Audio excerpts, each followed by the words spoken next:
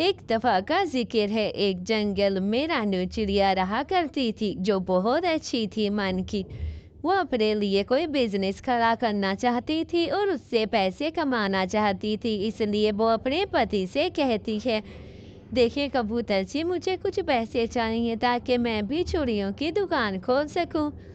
नहीं नहीं, मैं चाहता हूँ तुम्हारे लिए अच्छे खासे पैसे कमा कर आऊँगा, फिर देखना कि तुम्हें जो है कैसे अच्छा लगेगा, कैसे मैं पैसे कमा कर आता हूँ तुम्हारे लिए। तुम बिल्कुल भी घबराओ और परेशान ना हो, मैं तुम्हारे लिए बहुत अच्छे-अच्छे पैसे कमा कर लाऊँगा। ये कहकर कबूतर घर से निकल जाता है और फिर वो डर जाकर नीचे गिर जाता है। ये क्या हुआ?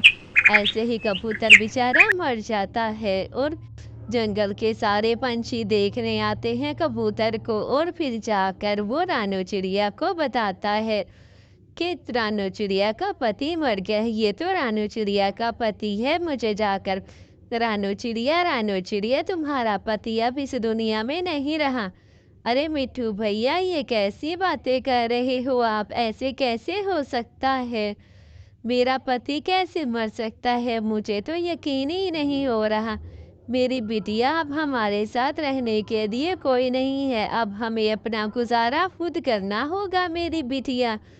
मैं तो बिटिया बहुत ज़्यादा परेशान हूँ। आखिर ऐसा कैसे हो गया है? मैं तो बिल्कुल भी समझ नहीं आ रहा। ऐसे ही वो लूसी के पास चली जाती है और लूसी को सारी बात बताती है। लूसी कहती है, तुम फिक्र ना करो, तुम मेरे पति से उधार पर चूड़ियाँ ले लो और फिर जंगल जंगल में जाकर चूड़ियाँ बेचा करो। तुम्हें अच्छे खासे पैसे मिल जाएंगे और तुम पैसे कमाने लग जाओगी। ये कहकर वो जल्दी से कबूतर के पास जाती है और कबूतर से सारी बात करता है। कबूतर भाई उसे कहता है, चूड़ियाँ दे देता है। वो जंगल में जाकर चूड़ियाँ बेचना शुरू कर देती है। चूड़ियाँ ले लो, चूड़ियाँ। अरे रानो, ये लो पैसे और मुझे भी चूड़ियाँ दे दो। ये हरे रंग की चूड़ियाँ बहुत पसंद है, यही दे दो।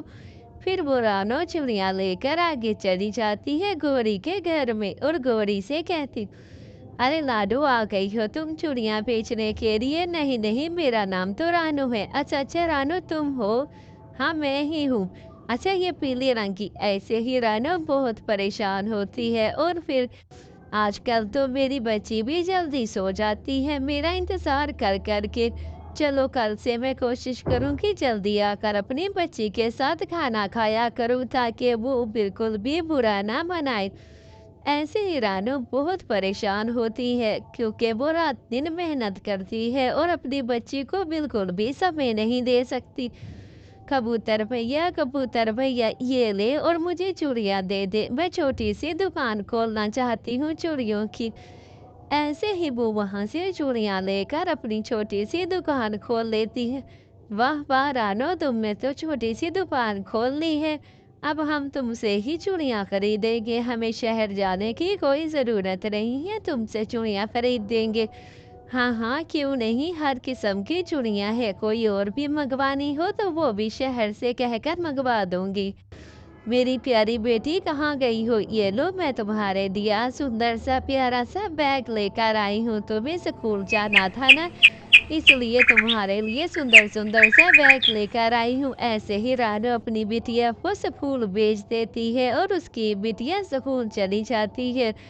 ऐसे ही वो अपने कारोबार को बहुत मेहनत से आगे लेकर जाती है, कारोबार करती रहती है।